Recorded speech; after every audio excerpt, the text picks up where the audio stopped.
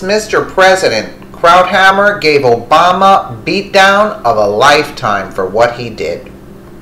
It's truly pathetic that liberals who are still in denial that America now has a Republican in the White House keep giving award upon award to Democratic presidential failure, Barack Obama, as though he were worthy of being carved onto Mount Rushmore.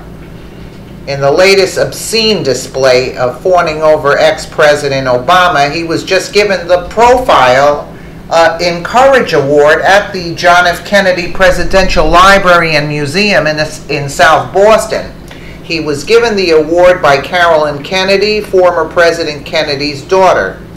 Fox News contributor Charles Krauthammer was disgusted by what happened and called Obama out for it. Said Krauthammer on special report with Brett Baer about Obama's smug and patronizing speech in accepting this accolade from fellow delusional elitist liberals. It's been a full 100 days, but it's nice to be reminded of why we should be grateful as a nation that he is gone. There are a lot of arguments you can make on either side of the debate about Obamacare, but notice how it was complete moral condescension. The other guys are cowards because I and the people who support me and oppose the legislation stand with the poor and the afflicted, and all of that and the others are on the side of the rich and powerful. That is nonsense. Krauthammer then hit Obama hard for his belief that he was, quote, on the side of the angels, saying Obama did that all through his presidency, always assuming he was on the side of the angels, and always the one who was willing to go against public opinion when it was completely the opposite. He reminded me, it's been 100 days, but good riddance, Mr. President. During his disgusting speech, the divisive Obama took a potshot at Republican-controlled Congress, saying, as everyone here now knows, this great debate is not settled but continues. It is my fervent hope and the hope of millions that regardless of party, such courage is still possible, that today's members of Congress, regardless of party, are willing to look at the facts and speak the truth, even when it contradicts party oppositions. How happy are you that Obama finally is gone for good? I'm very ecstatic. Let's take a listen here. We felt like the Vice President was entitled to know that the information he had been given and that he was relaying to the American public wasn't true. And that created a compromise situation, a situation where the National Security Advisor essentially could be blackmailed by the Russians. We told them that we were giving them all of this information so that they could take action, the action that they deemed appropriate. Sally Yates, she was the acting Attorney General until she was fired by President Trump over the executive order on the travel ban and not moving forward with that, defending it. She's talking about warning the White House counsel about Michael Flynn, the National Security Advisor at the time. There you see December 29th, the Obama administration announcing sanctions against Russia. You have Flynn speaking with the Russian ambassador multiple times that day. January 26th, Sally Yates warns the White House counsel, Don McGahn, about Flynn lying and saying that that could potentially compromise him. February 8th, Flynn denies discussing the sanctions with Russian officials in a Washington Post piece. He then has to say he has no recollection of discussing sanctions. February 13th, Flynn resigns from his National Security Advisor post. That's where we are. Testimony today, a long hearing. Let's bring in our panel. Steve Hayes, Editor-in-Chief for the Weekly Standard. Mercedes Schlack, columnist for the Washington Times. Anna Palmer, Senior Washington Correspondent for Politico, and syndicated columnist Charles Krauthammer. Okay, Steve, thoughts on the day?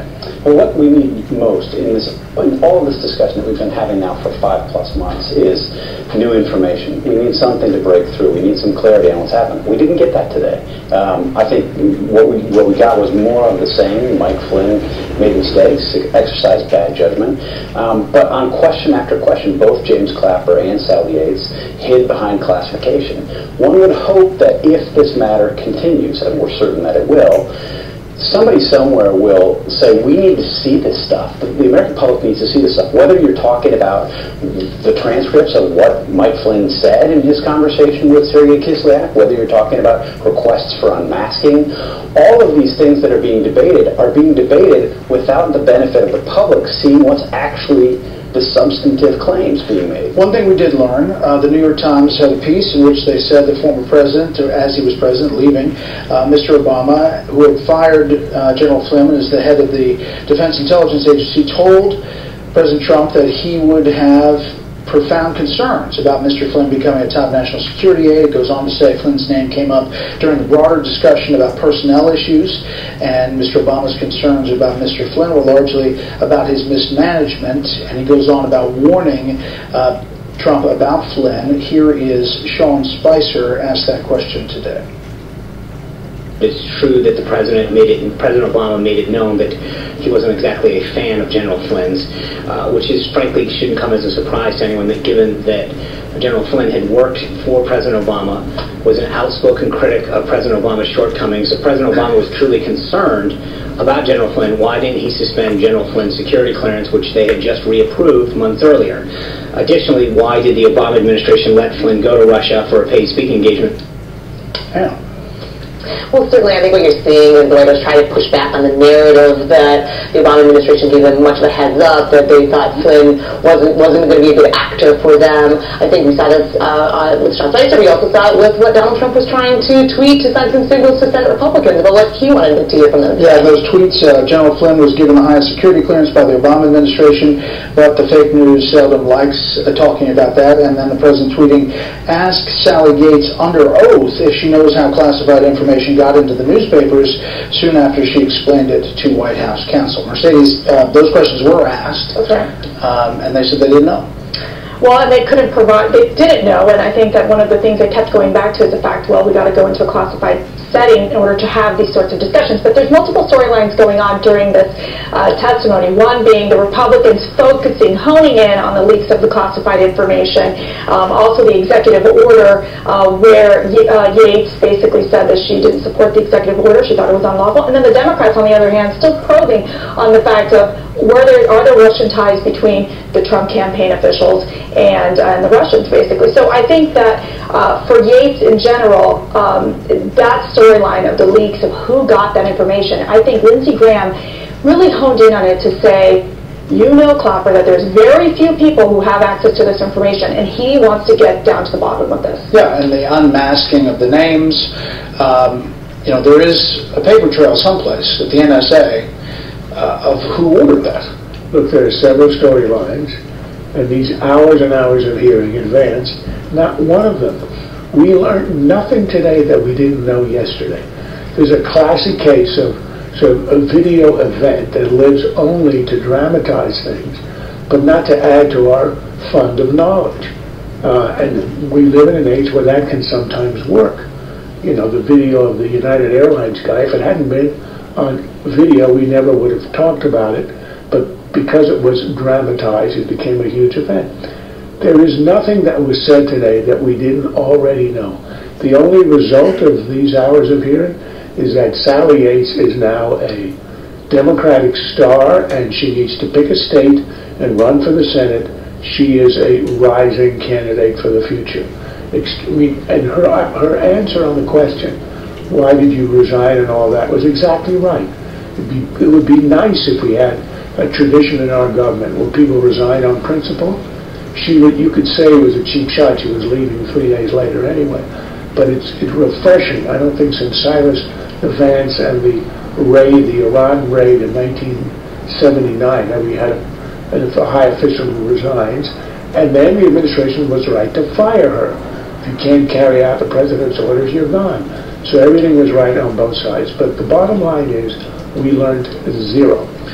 If the Washington Post had not come out with that story, this is a question I asked Britt earlier, is Michael Flynn still National Security Advisor today? No, because you would have screwed up on something else between then and now. That's the only reason. See, look, on the question of President Obama saying that he warned President Trump about Mike Flynn, that's a bit disingenuous from President Obama. Mike Flynn was one of President Obama's harshest critics, particularly as relates to Islamic radicalism, Al-Qaeda, the growth of Al-Qaeda and ISIS. And Mike Flynn was 100% right about that. Whatever you think about what he did here, whatever you think about his explanation since, he was right about that. He was sounding the alarms. This was at a time when President Obama was saying that Al-Qaeda was on the run. They weren't on the run, and Mike Flynn was right about that. Having said that, the idea that Sean Spicer would say, well, you know, the Obama administration should have pulled Mike Flynn's clearances. Can you imagine how the Trump campaign would have responded if the Obama administration had pulled his clearances as he's campaigning for Donald Trump? The Trump campaign should have worried about vetting Michael Flynn, doing that, having that be a primary job, so they would have avoided this headache that now they have. But I do think one of the questions that it has been raised during the testimony, and I think it's worth pursuing, is why did the Trump administration keep Flynn on from that January 26th to the February, the 18 days, when they had this information and Flynn was still attending classified briefings and in these calls with them? I think that's critical. Posited that perhaps it's because he was concerned about other people and other communications. And he just threw that out there in the hearing, saying, this is maybe one of the reasons, and nobody answered, said, I have no answer for you, but he just kind of threw it out there. So clearly that's the thinking of where the Democrats are in their head. I want to play this soundbite. This is from Meet the Press, and Senator Lindsey Graham Anna asked about this, whether Clapper sticks by it. We did not include any evidence in our report, and I say our, that's NSA, FBI, and CIA with my office, the Director of National Intelligence, that had any reflection of collusion between members of the Trump campaign and the Russians. There was no evidence of that included in our report. I understand that, but does it exist? Not to my knowledge. Is that still accurate? It is. My answer to that question would require me to reveal classified information. I think that Director Clapper also said that he was unaware of the FBI counterintelligence investigation. So, I mean, just putting that all together for the audience, you have this report that is said to be signed off by the FBI, the CIA, the NSA, not every intelligence, but essentially the Director of National Intelligence is giving this report and coming to the conclusion that they didn't have evidence of collusion. Sally Yates is saying, I can't talk about it because there was an ongoing investigation that he didn't know about. Right. I mean, that's the question here, right? I mean, Clapper stood by that testimony saying, to the best of his knowledge again today, that it wasn't happening. But it appears that there was obviously an investigation happening, but, you know, for whatever reason, people beneath him weren't giving him that information. So is it because it was in its infancy? It just didn't make it into the report? I mean, it seems like a big disconnect here. And now we are well into this administration, and we still don't have evidence of collusion. It's not there yet. Well, Democrats continue to say that it's there, essentially. Of course. What else do they have? They have nothing. You know, when you say it's not there yet, that assumes it's going to come out. What's going to come out? I don't even understand what collusion means. What does it mean? Knowing when the WikiLeaks was going to be released, orchestrating the timing of the Access Hollywood tape comes out, and then the emails are released the same day. If that's what was going on, there'd be so many parties involved. The idea that we would have no evidence of it right now wouldn't have been leaked to any of the news organizations is highly improbable. And I think it's just the Democrats pursuing a conspiracy theory. When I heard the senator from Minnesota, Franken, talking about his tremendously elaborate theory, I was thinking, you know, who gave him the tinfoil hat? I mean, that's so way out there. It was a great theory. It would make a good novel. But show me any evidence. What you've got, people who are involved with Russians, and you get the Russians involved in the election without a shred of evidence connecting them. So until you get it, it's a concoction by the Democrats. I'm open to evidence. Show it to me. Just moments ago, the president tweeted, Sally Yates made the fake media extremely unhappy today. She said nothing but old news. So we will wrap up this panel on that. Yes. Let us know what you think in the comments below, and thank you so much for watching.